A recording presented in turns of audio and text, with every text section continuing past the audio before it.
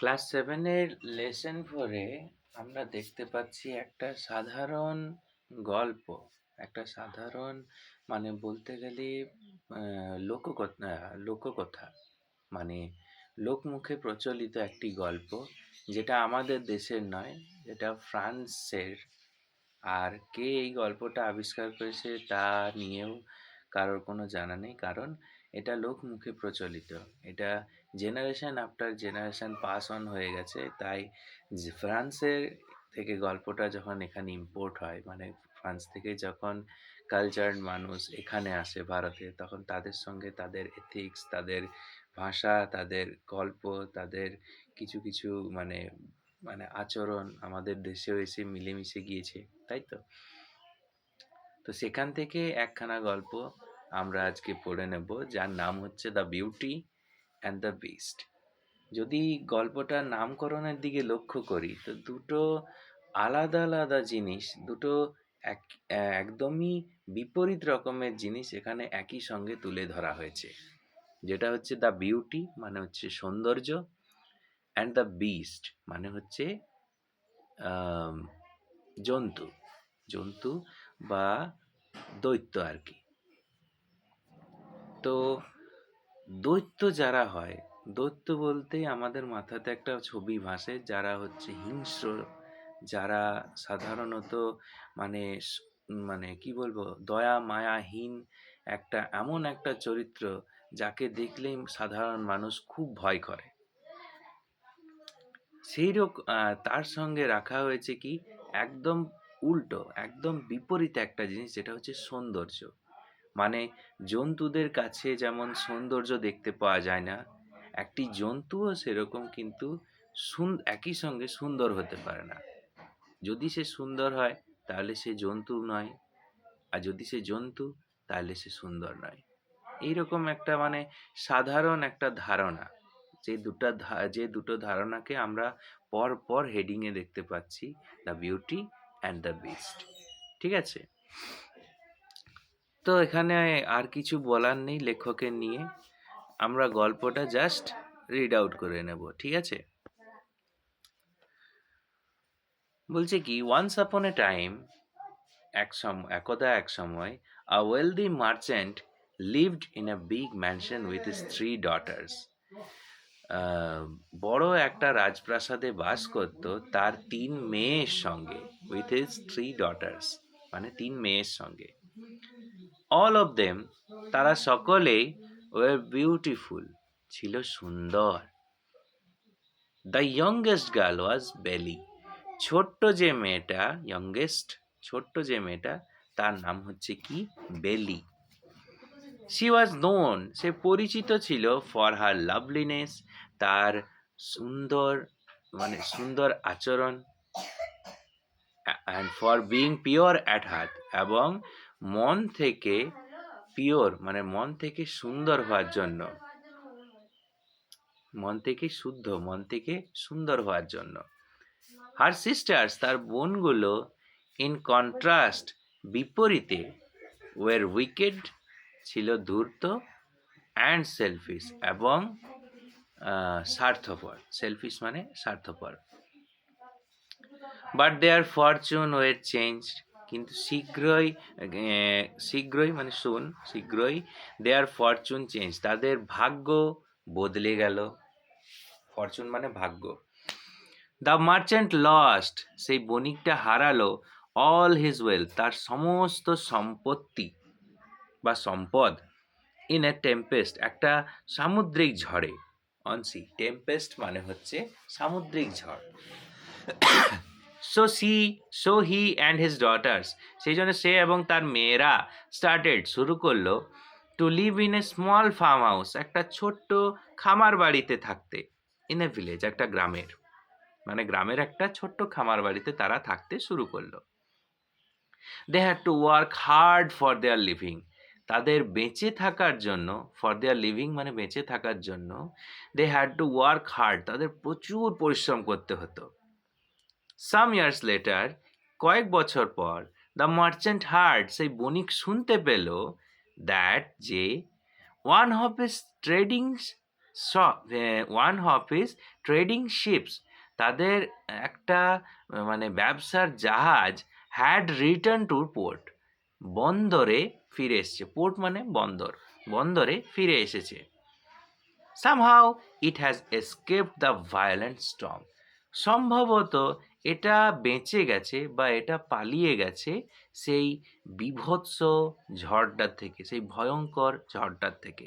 Hence, সুতরাং the merchant decided, সেই বণিকটা ঠিক করলো, to return to the city, সেই শহরে ফিরে যাওয়ার জন্য, টু ডিসকভার, আবিষ্কার করতে বা খোঁজ করতে, whether it still contained anything of value, যে এখানে আদৌ কোনো কিছু দামি রয়েছে কিনা।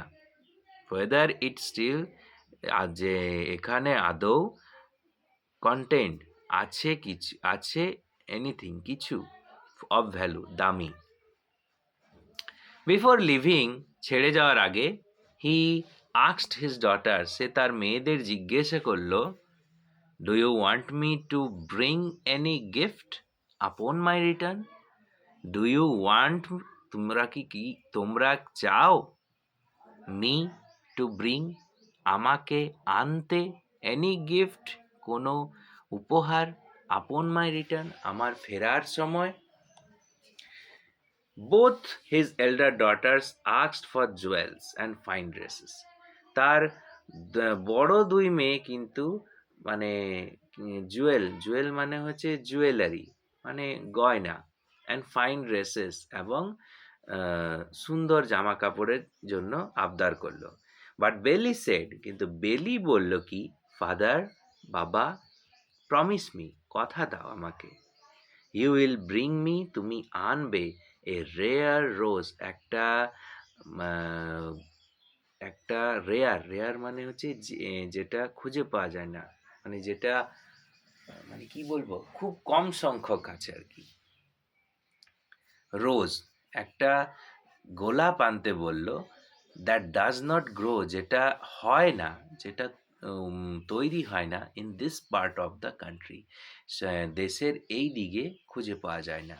এইরকম একটা রেয়ার মানে হচ্ছে বিরল, একটা বিরল গোলাপ আনতে বলল, যে গোলাপটা এ দেশের এইদিকে ফোটে না।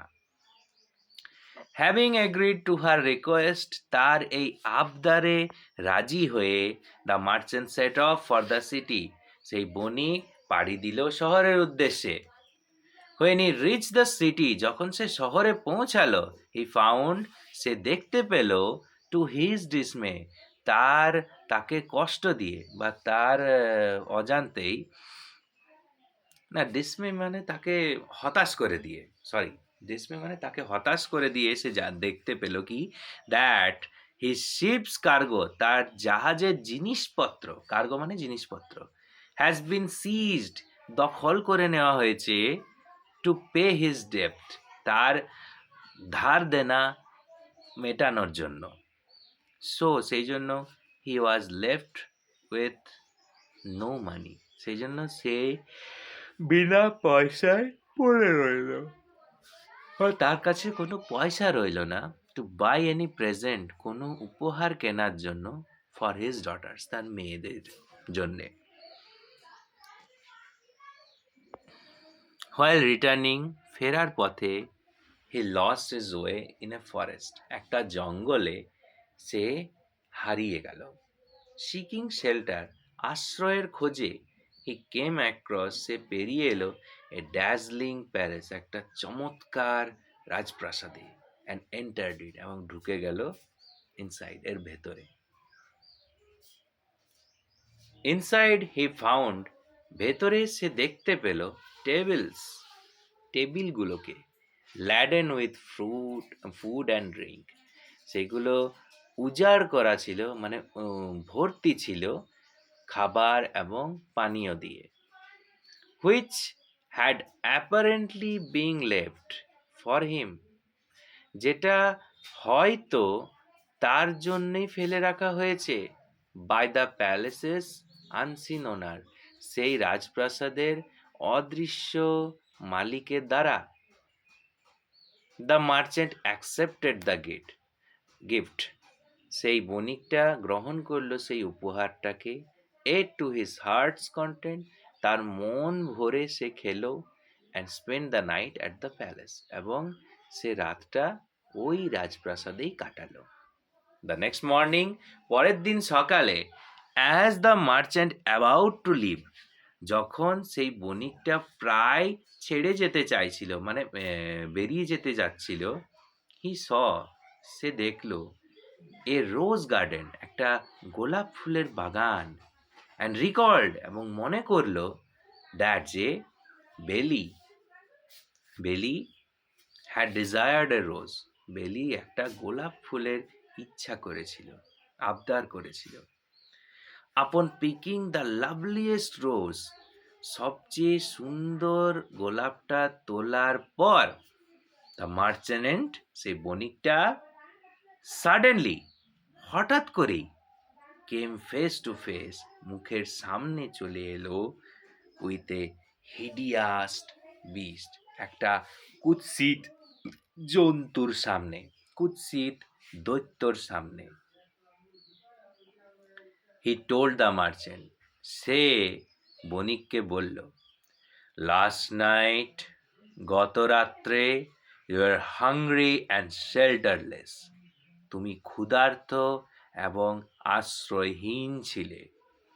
আই গেভ ইউ ফুড, আমি তোমাকে খাবার দিয়েছিলাম, শেল্টার, আশ্রয় দিয়েছিলাম, অ্যান্ড কমফোর্ট, এবং আরাম দিয়েছিলাম, অ্যান্ড নাও, এবং এখন, you are taking away my most precious possession, তুমি কেড়ে নিয়ে যাচ্ছ, তুমি নিয়ে যাচ্ছ আমার সবচেয়ে দামি জিনিসটা।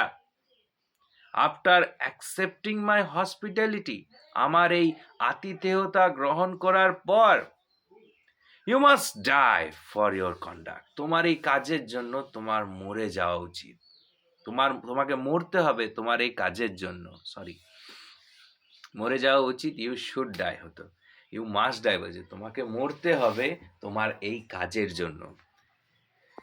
দ্য মার্চেন্ট বেগড, সেই বণিকটা অনুরোধ করলো, হাতে পায়ে পড়ে অনুরোধ করলো, টু বি সেট ফ্রি, যেন তাকে ছেড়ে দেওয়া হয়।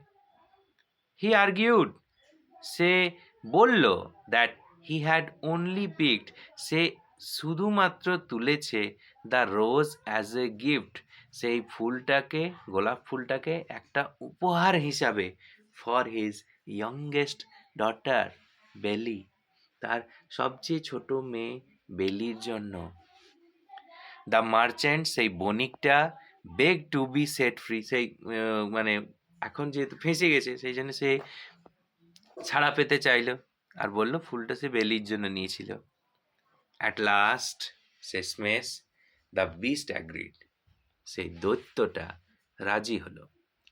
ফাইন, ঠিক আছে, you can take the rose for Belle, তুমি বেলির জন্য সেই গোলাপটা নিয়ে যেতে পারো, but you will have to return, তোমাকে অবশ্যই ফিরে আসতে হবে, টু দ্য কাসল, এই দুর্গে, এই প্রাসাদে, অর এলস, নয়তো, ইয়োর ডটার শ্যাল কাম, তোমার মেয়েকে আসতে হবে, to stay with me in this কাসেল, এই দুর্গে আমার সঙ্গে থাকার জন্য। দ্য মার্চেন্ট ওয়াজ আপসেট, বণিক উদাস হয়ে গেল, বাট অ্যাকসেপ্টেড দিস কন্ডিশন, কিন্তু এই শর্তটা মেনে নিল, গ্রহণ করে নিল। The beast send him on his way, দৈত্যটা তাকে তার পথে রওনা করে দিল, উইথ জুয়েলস, গয়নার সঙ্গে, অ্যান্ড ফাইন ক্লোথস, এবং সুন্দর সুন্দর জামা কাপড়ের সঙ্গে, ফর হিজ ডটার্স, তার মেয়েদের জন্য, অ্যান্ড স্ট্রেসড, এবং ব্যাখ্যা করলো বা বলল, দ্যাট বেলি, এবং বেলিকে, মাস্ট কাম, অবশ্যই আসতে হবে, টু দ্য কাসেল, এই রাজপ্রাসাদে, অফ হার ওন অ্যাকর্ড, তার নিজের ইচ্ছায়। দ্য মার্চেন্ট, সেই বণিকটা, আপন অ্যারাইভিং হোম, বাড়ি ফেরার পর, tried to hide this secret, tried to hide the secret, এই জিনিসটাকে, এই জিনিসটাকে গোপন করার চেষ্টা করলো বেলির কাছ থেকে, ফ্রম বেলি। বাট সি ট্রাইড ইট, কিন্তু সে এটা কোনো রকমে জানতে পারলো ফ্রম হিম, তার কাছ থেকে। অ্যান্ড উইলিংলি, এবং স্ব ইচ্ছায়, went to the beast castle, এবং সেই দৈত্যের রাজপ্রাসাদে চলে গেল। দ্য বিস্ট, সেই দৈত্যটা, রিসিভড হার গ্রেসিয়াসলি, তাকে সম্মানে বা যত্ন সহকারে গ্রহণ করলো। অ্যান্ড টোল্ড হার, এবং তাকে বলল, you are the mistress of the castle, তুমি এই দুর্গের রানী বা কর্ত্রী। অ্যান্ড আই, এবং আমি, অ্যাম ইয়োর সার্ভেন্ট, তোমার চাকর। তো বড় অদ্ভুত এই গল্পটা। এইভাবেই ইউনিট 1টা শেষ হলো। ঠিক আছে, এই গল্পটার মধ্যে অনেক নতুন নতুন ওয়ার্ড আমরা পেয়েছি, যেমন ম্যানশন মানে প্রাসাদ, টেম্পেস্ট মানে সমুদ্র ঝড়, লোডেড মানে হয়তো খোঁজ করা বা লুকিং ফর, ল্যাডেন মানে লোডেড। আচ্ছা, হসপিটালিটি মানে হচ্ছে আতিথেয়তা, মানে অতিথিদের জন্য যে ব্যবহার, তাদের সাহায্য করার জন্য, তাকে বলা হয় আতিথেয়তা। আচ্ছা, কন্ডাক্ট মানে বিহেভিয়ার, আচরণ বললাম। অ্যাকর্ড মানে ফ্রি উইল। প্রাইড মানে কোনো রকমে জানতে পারা। ঠিক আছে, গ্রেসিয়াসলি মানে কাইন্ডলি, মানে যত্ন সহকারে বা সসম্মানের সঙ্গে। ঠিক আছে, সো আমি ইউনিট 1টা এখানেই শেষ করছি। ইউনিট 2টা পরে আবার শুরু করব। ঠিক আছে, টিল দেন, বাই বাই।